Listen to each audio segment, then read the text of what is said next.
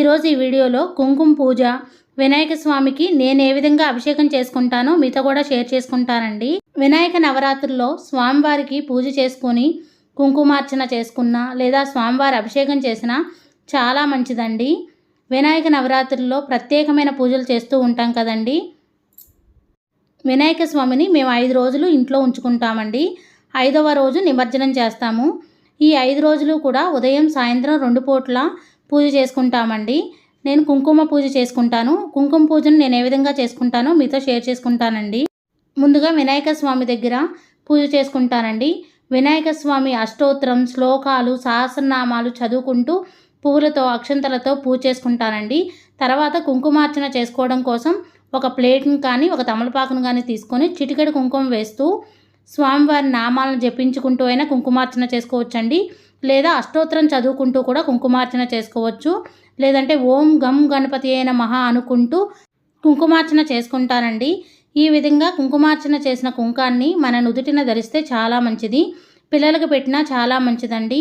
వినాయక చవితి నవరాత్రులు 9 రోజులు కూడా ఈ విధంగా ఉదయం సాయంత్రం కుంకుమార్చన చేసుకొని ఆ కుంకాన్ని మనం జాగ్రత్తగా భద్రపరుచుకొని ప్రతిరోజు పెట్టుకుంటే చాలా మంచిదండి. వీలు కాకపోతే ఒక్కరోజైనా ఈ విధంగా కుంకుమార్చన చేసుకుంటే చాలా మంచిది. ఈ నవరాత్రుల్లో వినాయక స్వామికి అభిషేకం చేసినా చాలా మంచిదండి. ఒక్కరోజు అభిషేకం చేసినా చాలా మంచిది.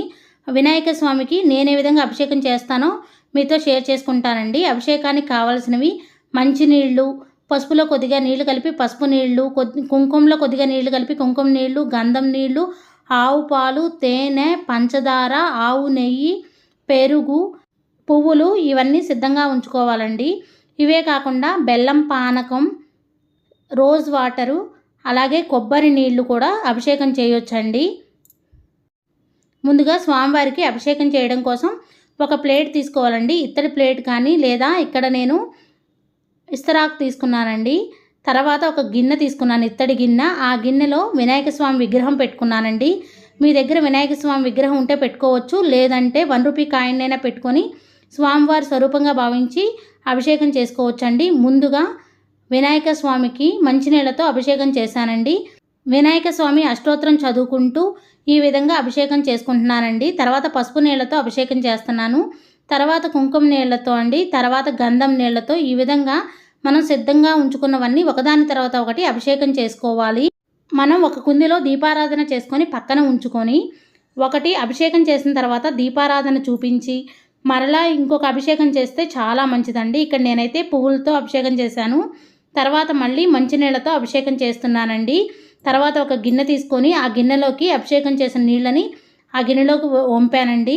తర్వాత మళ్ళీ వినాయక స్వామి విగ్రహాన్ని సిద్ధంగా ఉంచుకున్నాను. ఈ విధంగా స్వామివారి చుట్టూ బంతిపూలతో డెకరేషన్ చేసుకున్నానండి.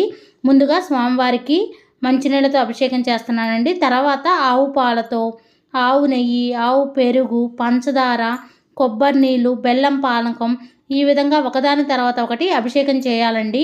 వినాయక స్వామి అష్టోత్తరం అయినా చదువుకోవచ్చు. లేదంటే ఓం గం గణపతి అయిన మహా అనుకుంటూ కూడా అభిషేకం చేసుకోవచ్చండి. వినాయక స్వామికి ఈ విధంగా అభిషేకం చేసుకుంటే మనకున్న దోషాలన్నీ తొలగిపోతాయండి. మనం ఏదైనా పని మొదలుపెట్టినప్పుడు ఒక్కొక్కసారి అనుకోకుండా ఆటంకాలు వస్తాయి కదండి. అలా ఆటంకాలు రాకుండా ఉండాలంటే వినాయక స్వామికి పూజ చేసుకొని అభిషేకం చేసుకుంటే ఆటంకాలన్నీ తొలగిపోతాయండి. తేనెతో కూడా అభిషేకం చేస్తున్నాను.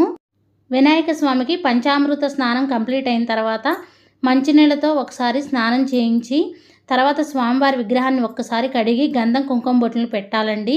తర్వాత స్వామివారికి 2 పువ్వులను కూడా సమర్పించాలి. వినాయక స్వామికి అభిషేకం చేసిన తీర్థాన్ని మనం ప్రసాదంగా స్వీకరించవచ్చండి. ఒకవేళ మొత్తం స్వీకరించలేకపోతే మొక్కలకు వేయొచ్చండి. ఒకవేళ మొక్కలు పాడైపోతాయి అనుకుంటే పక్కన ఒక కుండీ పెట్టుకొని ఆ కుండీలో వేయొచ్చు. ఈ విధంగా స్వామివారికి నేను పువ్వులను సమర్పించాను. అభిషేకం చేసిన నీటిని ఎవరూ తొక్కని ప్లేస్లో వేయాలండి. మనం వేసిన చోట ఎవరైనా తొక్కేలాగా వేయకూడదు. ఎందుకంటే వాళ్ళు తొక్కితే మనకే పాపం. ఎందుకంటే మనమే వేసాం కాబట్టి ఎవరూ తొక్కని ప్లేస్లో కానీ పచ్చని మొక్కలకు కానీ పోయాలండి. మనం వినాయక స్వామికి అభిషేకం చేసేటప్పుడు పిల్లల పేర్లు తలుచుకొని కూడా మనమే అభిషేకం చేయొచ్చు. లేదంటే వారితో అయినా అభిషేకం చేయించవచ్చండి. వినాయక స్వామికి అభిషేకం చేస్తే పిల్లలకి చదువు బాగా వస్తుంది. తెలివితేటలు కూడా మంచిగా ఉంటాయండి. మంచిగా చదువుతారు. ఈ విధంగా వినాయక స్వామికి పూజ చేస్తే మన పిల్లలకి చాలా మంచి జరుగుతుందండి. మంచి స్థానంలో ఉంటారు. మన పిల్లలు ఎప్పుడూ కూడా ఆరోగ్యంగా ఆనందంగా ఉంటారు. ఈ విధంగా స్వామివారికి అభిషేకం చేసుకున్న తర్వాత ఏదైనా ప్రసాదం సమర్పించాలండి. అటుకులు కానీ లేదా పరమాన్నం కానీ ఉండ్రాలు కానీ డ్రై ఫ్రూట్స్ కానీ ఏదైనా ప్రసాదంగా నివేదించవచ్చండి. తర్వాత స్వామివారికి హారతి ఇచ్చి నమస్కారం చేసుకోవాలి. ఈ విధంగా వినాయక స్వామికి అభిషేకం వినాయక చవితి నవరాత్రుల్లోనే కాకుండా బుధవారం రోజున చేసిన చాలా మంచిదండి. బుధవారం అంటే వినాయక స్వామికి చాలా ప్రీతికరం. మనం ఏ పూజ చేసినా విఘ్నాలు కలగకుండా ఉండటానికి ముందుగా గణపతికే పూజ చేసుకుంటాం కాబట్టి గణపతికి అభిషేకం చేసుకుంటే మనకి చాలా మంచిదండి. నా ఈ వీడియో మీకు నచ్చిందనే అనుకుంటున్నాను. ఎంతో కొంత యూజ్ అయిందనే అనుకుంటున్నాను. ఒకవేళ నచ్చితే లైక్ చేయండి, షేర్ చేయండి, కామెంట్ చేయండి ఫ్రెండ్స్. కొత్తవారు ఎవరైనా మన ఛానల్ చూస్తున్నట్టయితే సబ్స్క్రైబ్ చేసుకోండి. పక్కనే ఉన్న బెల్ ఐకాన్ని యాక్టివ్ చేసుకోవడం ద్వారా నేను పెట్టే ప్రతి వీడియో నోటిఫికేషన్ మీ దాకా చేరుతుంది. Thank you for watching. Bye అండి.